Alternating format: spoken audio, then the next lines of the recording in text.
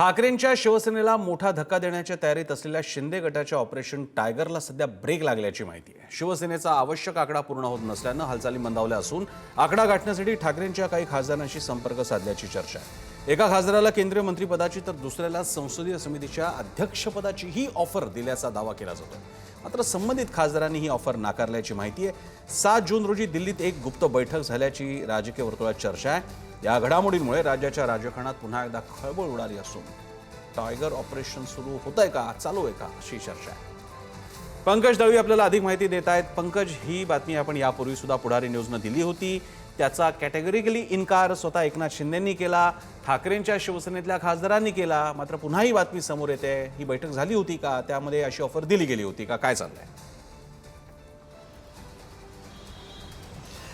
प्रसन्न sir, ज्या पद्धतीनं धूर येतो याचा अर्थ त्या खालती कुठेतरी कुठेतरी पेटतंय, हे तितकंच खरं आहे असं म्हणावं लागेल। कारण 1.5 महिन्यापूर्वी आपण ही बातमी दिलेली, आता पुन्हा बातमी येते, संदर्भ तोच आहे, मात्र काही गोष्टी त्याच्यामध्ये अधिक ॲड झालेल्या आहेत। जसं केंद्रीय मंत्रीपद, संसदीय समितीचं अध्यक्षपद, आताही कॅटेगरी जर का आपण म्हटलं तर एकनाथ शिंदे यांच्या शिवसेनेकडनं ही बातमी जी आहे ती नाकारलेली आहे। उदय सामंत स्वतः म्हणतात असं काही नाहीये, ऑपरेशन टायगर हे तुम्ही दिलेलं नाव आहे असं मीडियावरती होतं। मात्र मागे नक्कीच हालचाली सुरू आहेत। एकनाथ शिंदे गेल्या 10-15 दिवसात तिसऱ्यांदा आज दिल्लीला आहेत। अर्थात एकदा ते भेटी घ्यायला गेले होते, दुसऱ्यांदा त्यांच्या बैठकीसाठी होते आणि तिसऱ्यांदाच एनडीएच्या नरेंद्र मोदी यांना शुभेच्छा द्यायला ते तिथे गेलेले आहेत। पण कुठेतरी भेटीगाठी होत आहेत हे नक्की आहे। अर्थात दोन्ही बाजूंनी याचा इन्कार केला जातोय। आत्ताही उदय सामंत यांनी त्याला नकार दिला।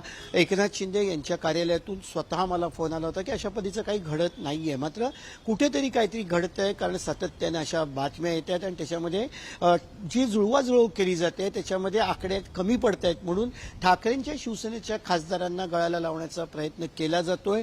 बिहाइंड द कर्टन एक टीम त्याच्यावरती काम करत असल्याची खात्रीलायक माहिती आहे। श्रीकांत शिंदे ही या टीमचं नेतृत्व करतायत। मग त्यांच्यासोबत राहुल शेवाळे असतील, उदय सामंत असतील, असे नेते ज्यांचा पक्षातल्या सर्व पक्षातल्या नेत्यांशी त्यांचा संपर्क आहे, अशा नेत्यांना या ऑपरेशनसाठी ज्याचा जे आहे ते त्याच्यात सहभागी करून घेतलं जात आहे।